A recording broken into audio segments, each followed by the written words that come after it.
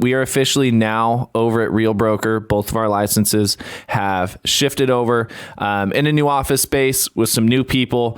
Really exciting things. I think that was the biggest driver behind our move, was surrounding ourselves with people who are doing what we want to be doing at an even higher level than we are, right? I think there's something to be said when we are the lowest people on the totem pole, the lowest producers, the people doing the least amount in the office we're in. And so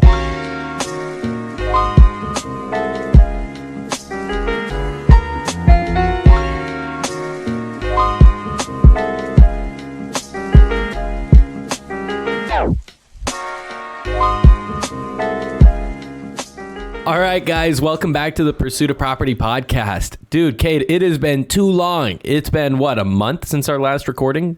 Yeah, if not even more. It's been a long time. It feels weird to be back. It feels weird to be back in these seats with our mics and with our boys behind the video, but it feels good. It does. It's good to be back. If you're watching the YouTube video, you're probably noticing that the background looks completely different.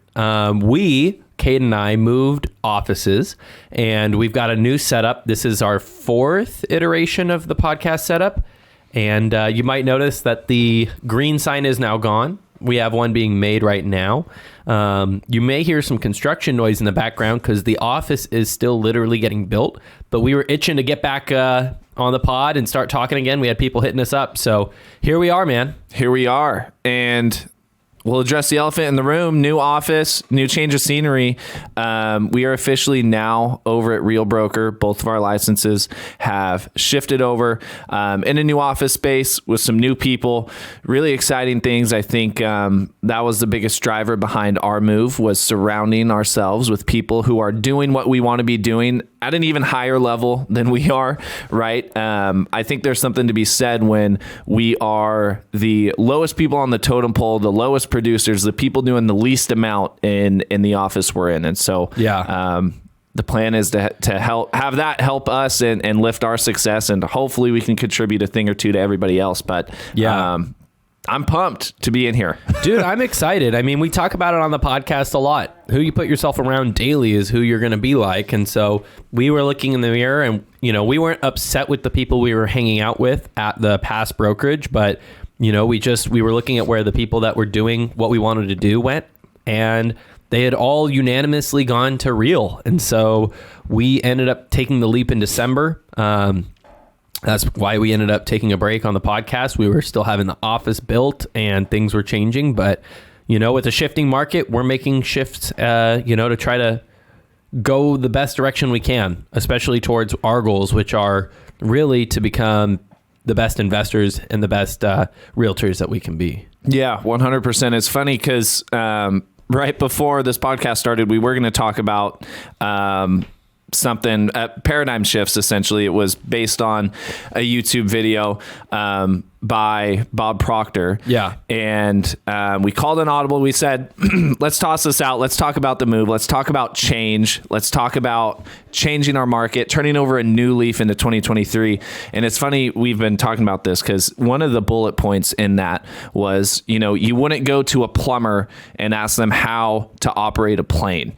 Right? It just like if you want to get really, really good at real estate, you are not going to go and ask a teacher, you know, a bunch of real estate questions, right? So it's, I think, hammering into that concept of, like you mentioned, really important to emphasize. We love all the people at not only our old brokerage, but all of our old brokerages we've been at in the past.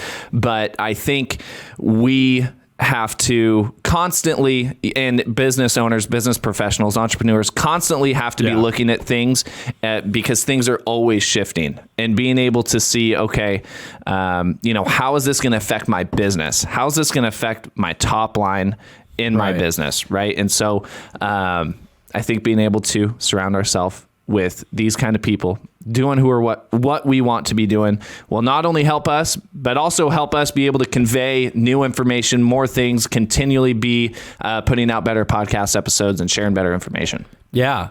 Well, and like we can talk a little bit more about kind of why we made the move. I mean, obviously at the last brokerage we were at, it was really great for realtors. But when we were looking at our numbers at the end of last year, you and I both just made more from our investments, and we spent less time on it, and we enjoyed it more. And I think there's something to be said about when you really enjoy something, you find a lot more success in it. And so we were looking at what our options were to develop our business on the investing side. Obviously, we've loved the podcast. I mean, this podcast has made us some money, but really we've done it because we've enjoyed helping new people. And we felt that, you know, making this shift was going to allow us to pursue the investing career at a higher level and have the opportunity to like bring in investors who want to get started. I mean, if you're getting started, you know, we have the tools to kind of bring you in, say hello, get you going. There's not as many restrictions on you here, which is a pro and a con. It allows you to do more things, but it also allows you to make bigger mistakes. But, you know, we always pride ourselves on doing business, you know, as clean as possible. We're totally above board. We're very honest and transparent with people.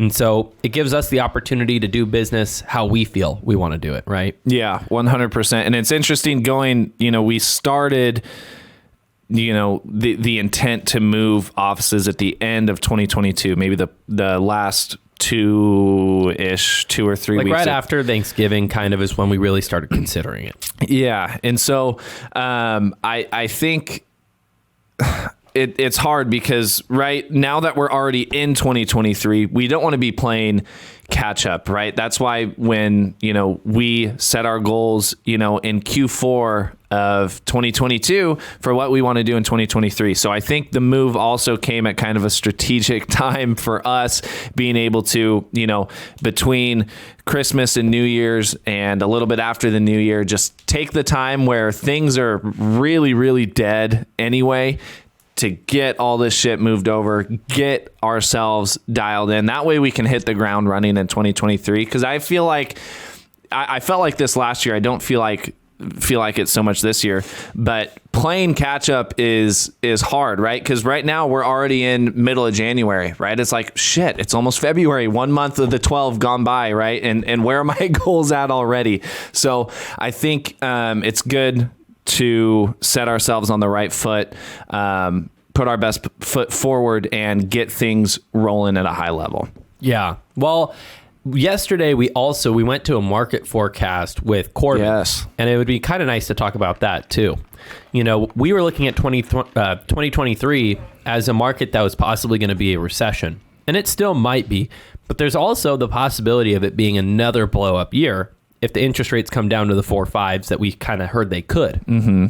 So I think we looked at it too from the standpoint of we don't want to be making administrative changes when there's possibly another big boom coming. So when everybody was crying that the market was dead and everything was slow, I mean, full disclosure, you and I had 4 transactions going still. Mm-hmm. So we weren't dead. You know, we still have stuff going. Yeah. But we're used to having more. And so knowing that there's a possibility of this really blowing up again, we wanted to kind of already have made the move, be set up and have our systems in place. Yeah. Well, and like you mentioned, this market update that we were at yesterday, kind of this mastermind event, getting an update on the market, how things are looking. We had lenders, realtors, investors in there. I'm going to try and explain this the best way I can, because I think we both agreed it was probably the best takeaway from one of the guest speakers we had. And it was right. And I'm thinking from the standpoint of a normal buyer, right? A normal consumer buyer going, okay, you know, I missed the boat of the 3% interest rates, right? During COVID when everything is crazy. Things got to a point as high as basically 7% for a very quick time in 2022. And it's like a lot of people are sitting on the edge of their seat. Like, you know, I really need these interest rates to come down. You know, now's not a great time to buy. The housing market's going to crash. And it's all these, you know, sound bits and all these things that people are getting from news articles. They're getting from media. They're getting all of these things. And so the point of this is, right, I don't know what year it started. 2015. 2015, right? If you bought a $300,000 house in 2015, right, and they go year by year, 2015 all the way to 2022. And they tagged it with the headlines that were being pushed out about the real estate market at that time. Right? So 2015, it starts, you know, housing market flatlining, not great time to buy a house, right? And it's all in year by year, every single year since 2015. And it was like housing bubble bigger than 2008 in 2016. It was just atrocious headlines. And from big news outlets, big, newspapers, like all negative headlines every single year since 2015. Right. And then it shows you, if you had bought that $300,000 house in 2015, how much equity you would have gained every single year if you did not listen, to all of these really just not very factual, articles and advice. And by 2022, it was 505,000. No, it was 526. 526,000. So you would have missed out on $226,000 in equity had you just read the articles and not purchased because the news said not to. And that's why I think it's so important. And a lot of people like to kind of dish, the realtor field, because a lot of people think like it's not worth, if you're listing it, the commission you get and this, that, and the other. I don't need it. I can do FSBO, or I can represent myself and stuff like that. I really think the undervalued, just advice, professionalism, education that you get from working with a qualified real estate professional who knows not only your local market, but also the market as a whole. I think I can't stress that importance enough, right? Yeah. Because if you've got the buyer who's only listening to all these tidbits, all these sound bites of all the negative things that the media has to say, to get clicks about the housing market, compared to the person who, is actually in touch with the local market, knows what the numbers are doing, knows how their local market is moving, that person is going to be in so much of a better place, right? Like you had mentioned, if you had just bought in 2015 a $300,000 house, 2022, $226,000 in equity, right? And what is that? 6 years, you've almost doubled your crazy equity or your house value. So I'm curious, what do you think this upcoming year looks like, not only for home buyers and home sellers, right? That kind of transitioning the topic. What do you think? Who knows? I mean, it's hard. Nobody has a crystal ball. I would say off of the stuff that I'm hearing and I'm anecdotally seeing, I think the market's going to go back to a very normal state soon. I think the overall economy is going to do its own thing, but the real estate economy, I think, is going to go back to a normal state. The reason why I say that is because we were talking about it yesterday. How many people do you and I know our age who randomly have $40,000? It's more than you'd expect. So they have the down payment money. Sellers are having the culture shock of not being in a seller's market anymore and understanding that you have to play fairly to get a deal. And so buyers are getting some assistance. Sellers are still getting very good pricing compared to what everybody predicted would happen by now. The interest rates went all the way up to 8% or whatever. And home prices have fallen a little, but they're nothing close to that 5, 10, 20% that the doomsdayers were saying. So sellers are still cashing out 58% equities and taking that money, and people still are moving, like out of state moving is still going. People who are getting married, like myself, we're still buying. People who got divorced, they're still selling. People who are moving out of their parents' house. Like one of the things that comes to my mind when we were talking about those stats that we saw yesterday was that the average home buyer is 33, the average first-time home buyer. Dude, the 4 transactions that you and I just represented, the average age was 23 or 24. Yeah, something. Under 25. So we have millennials buying, Gen Z buying, builders have completely stopped building homes. So, I mean, the market has to stay up to some degree. So I think if and when the Fed backs off, because they're hawkish right now, but when the Fed backs off, the interest rates will come down a little bit when inflation comes down. I think at that point, we're going to see a normal market. And if you're a buyer in a normal market, your realtor makes the difference. And if you're a seller in a normal market, your realtor makes the difference. So I think it's gonna be a great year for guys like you and I, who we constantly are sharpening our skills. I think the people who do this as a part-time job, they might hurt this year because for the first time in a long time, being a part-time agent versus a full-time agent means a stupid amount of difference in knowledge. And when I sit down at a listing appointment and I'm sitting against 3 or 4 people who may not know as much, it's going to be much more apparent, and I'm going to get more deals that way. So I expect probably financially for myself, it's going to be a blow up year.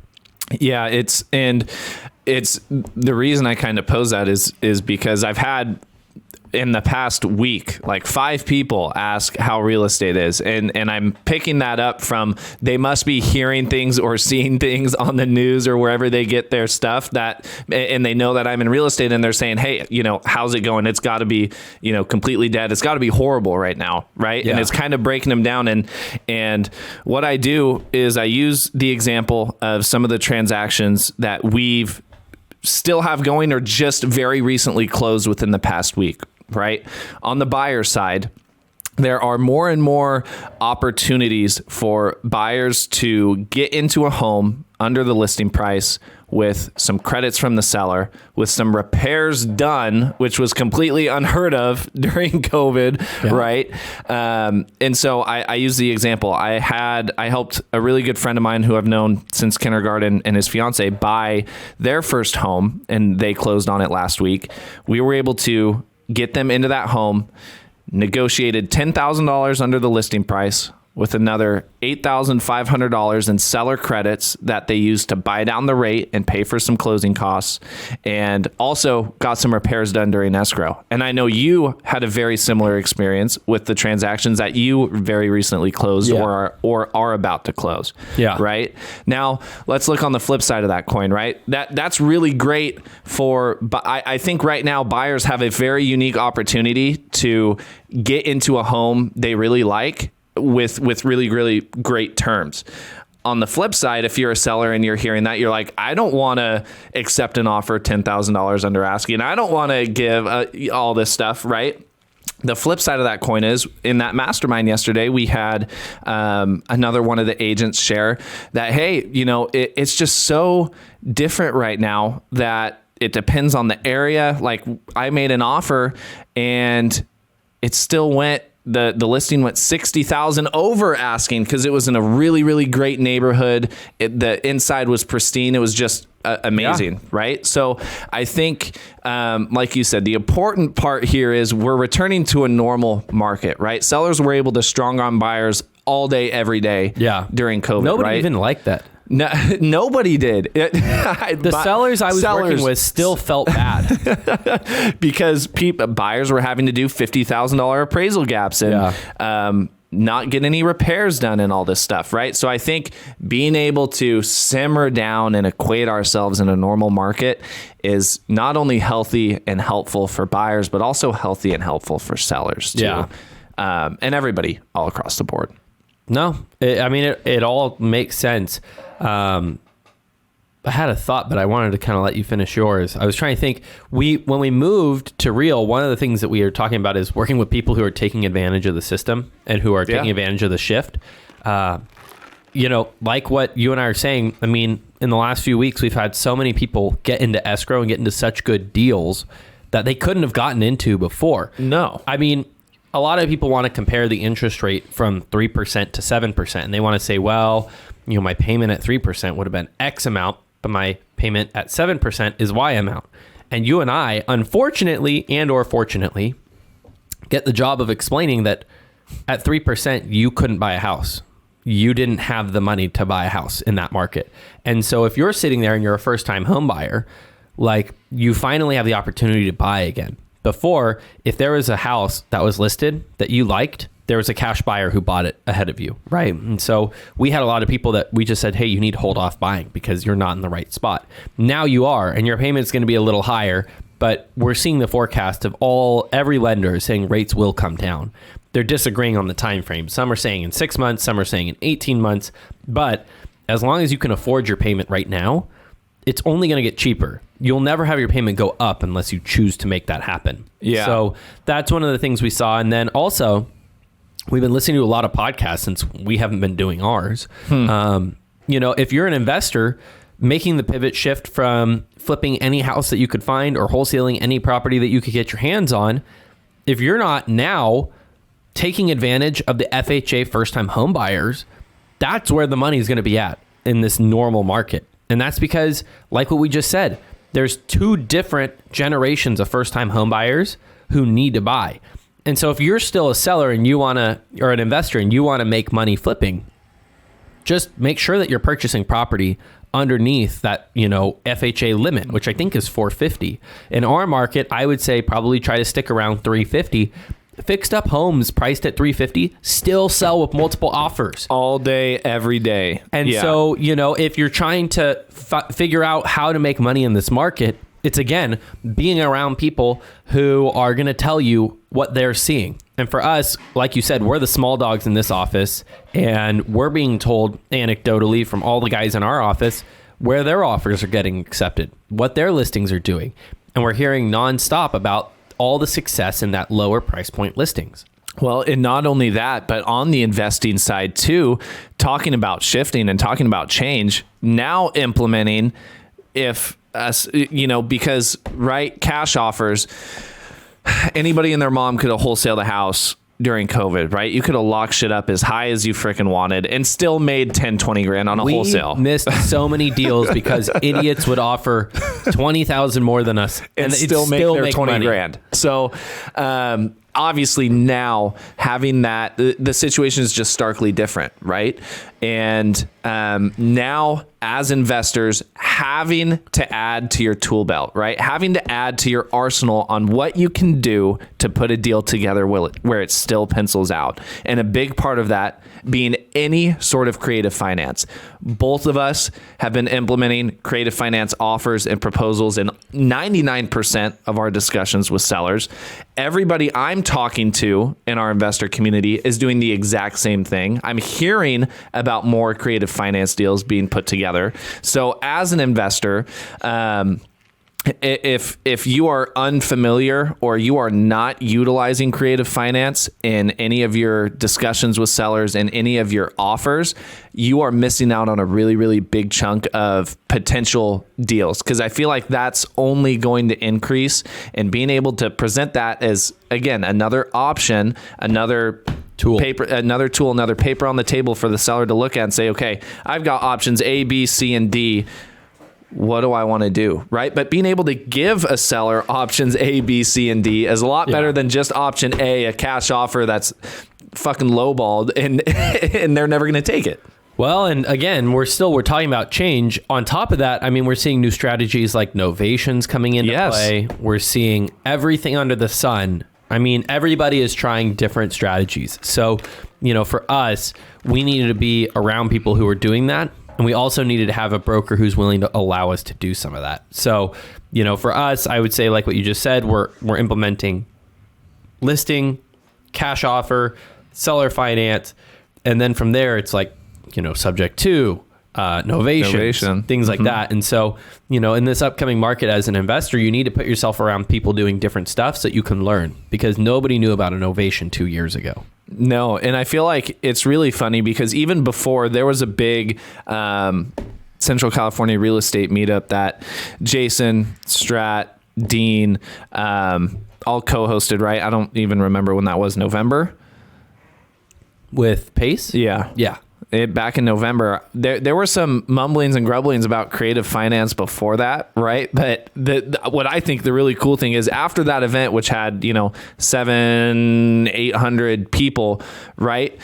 Now, how widely I'm hearing it talked about, how widely I'm seeing deals getting done, which is freaking crazy, dude. Like, one event like that being able to provide and bring so much value to now all of our investors in our community can now add that to our toolbox to and at the end of the day, help sellers as well, right? Yeah. Because it's another option that sellers might prefer and might be a better fit for somebody looking to sell their property. So, I'm really excited to see how this year goes, not only on the agent side, with seeing how things break down, like we were saying, with interest rates and continuing to approach and normalize in a healthy, normal market, but also on the investment side, really being a question mark, seeing how all of this stuff is going to go down, being able to add creative financing to our offers, and really just seeing how this year goes. But I'm excited. I think for both of us, this is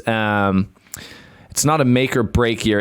I feel like it's just a big year. Like I feel the energy in this year just really being able to set the tone moving forward and set the tone for the future, both in the shorter term and long term. So yeah, I'm excited. Well, and I'm excited too. 2023 is going to be a big year for us. I mean, we've done a lot of changing administrative wise in the last 3 to 6 months. Yeah. So our business is completely different inside and out. So I'm excited to see it blow up. We are now obviously at Real. If you are an agent who's been listening to our podcast and you're interested in hearing why we made the move, more specifically on numbers and things like that, we won't talk about it on the podcast, but we're open books. If you want to reach out to us directly, please feel free. We're not here to start some recruiting business, so you will feel a lot less pressure from us than probably anybody else. Yeah. But we do want to share our thoughts, and especially to any new people who are trying to get started. Absolutely. Providing as much value as we can, which has been our goal from the beginning. It's going to be our vision, same goal and vision as we've had for the entirety of this year, if not even more. So yeah.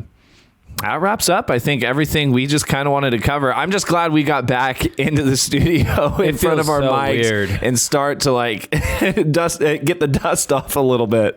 No, for sure. So we're excited to be back. We're going to be back to weekly podcasts after this week. Yep.